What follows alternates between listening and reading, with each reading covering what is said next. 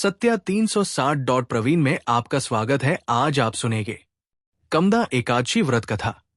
युधिष्ठिर ने पूछा, वासुदेव आपको नमस्कार है। अब परे सामने ये बताइए कि चैत्र शुक्ल पक्ष में किस नाम की एकादशी होती है। भगवान श्री कृष्ण बोले, राजन एकाग्रचित होकर ये पुरातन कथा सुनो, जिसे वशिष्ठ जी ने दिलीप के पूछने पर कहा था। दिलीप ने पूछा, भगवान मैं एक बात सुनना चाहता हूं। चैत्र मास के शुक्ल पक्ष में किस नाम की एकादशी होती है। वशिष्ठ जी बोले, राजन चैत्र शुक्ल पक्ष में कामदा नाम की एकादशी होती है। वो परम पुण्यमयी है। पापरूपी ईंधन के लिए तो वो दावानल ही है। प्राचीन काल की बात है। नागपुर नाम का एक सुंदर नगर था, जहां सोने के महल बने हुए थे। उस नगर में पुंडरीक आदि महाभयंकर नाग निवास करते थे। पुंडरीक नाम का नाग उन दिनों वहां राज्य करता था। गंधर्व, किन्नर और अप्सराएं भी उस नगरी का सेवन करती थी। वहां एक श्रेष्ठ अप्सरा थी, जिसका नाम ललिता था। उसके साथ ललित नाम वाला गंधर्व भी था। वे दोनों पति पत्नी के रूप में रहते थे। दोनों ही परस्पर काम से पीड़ित रहा करते थे। ललिता के हृदय में सदा पति की ही मूर्ति बसी रहती थी, और ललित के हृदय में सुंदरी ललिता का नित्य निवास था। एक दिन की बात है। नागराज पुंडरीक राजस भा में बैठकर मनोरंजन कर रहा था। उस समय ललित का गान हो रहा था, किंतु उसके साथ उसकी प्यारी ललिता नहीं थी। गाते गाते उसे ललिता का स्मरण हो आया। आता उसके पैरों की गति रुक गई और जीभ लड़खड़ाने लगी। नागों में श्रेष्ठ कर्कोटक को ललित के मन का संताप ज्ञात हो गया।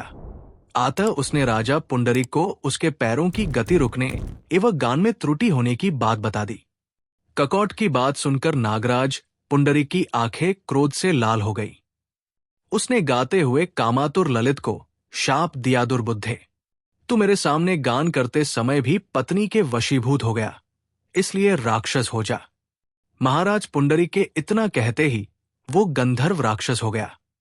भयंकर मुख, विकराल आंखें और देखने मात्र से भय उपजाने वाला रूप। ऐसा राक्षस होकर वो कर्म का फल भोगने लगा। ललिता अपने पति की विकराल आकृति देख मन ही मन बहुत चिंतित हुई। भारी दुख से कष्ट पाने लगी। सोचने लगी, क्या करूं? कहा, जाओ, मेरे पति पाप से कष्ट पा रहे हैं। वो रोती हुई घने जंगलों में पति के पीछे पीछे घूमने लगी। वन में उसे एक सुंदर आश्रम दिखाई दिया, जहां एक शांत मुनि बैठे हुए थे। उनका किसी भी प्राणी के साथ वैर विरोध नहीं था। ललिता शीघ्रता के साथ वहां गई और मुनि को प्रणाम करके उनके सामने खड़ी हुई। मुनि बड़े दयालु थे। उस दुखिनी को देखकर वे इस प्रकार बोले, शुभे, तुम कौन हो? कहां से यहां आई हो? मेरे सामने सच सच बताओ। ललिता ने कहा, महामुने, विर्धनवा नाम वाले एक गंधर्व है। मैं उन्हीं महात्मा की पुत्री हूं। मेरा नाम ललिता है। मेरे स्वामी अपने पापदोष के कारण राक्षस हो गए हैं। उनकी ये अवस्था देखकर मुझे चैन नहीं है। ब्रह्मन, इस समय मेरा जो कर्तव्य हो वो बताइए। विप्रवर, जिस पुण्य के द्वारा मेरे पति राक्षस भाव से छुटकारा पा जाए, उसका उपदेश कीजिए।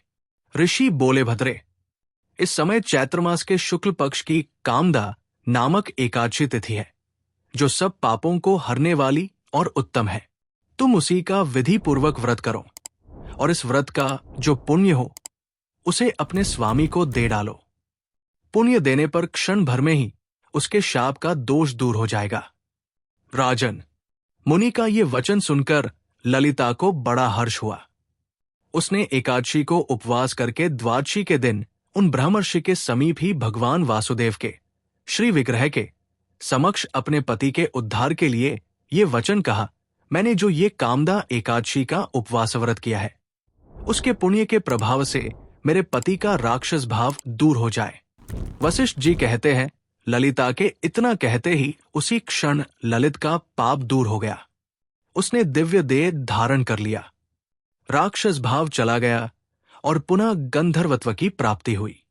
नृपश्रेष्ठ, वे दोनों पति पत्नी कामदा के प्रभाव से पहले की अपेक्षा भी अधिक सुंदर रूप धारण करके विमान पर आरूढ़ हो अत्यंत शोभा पाने लगे।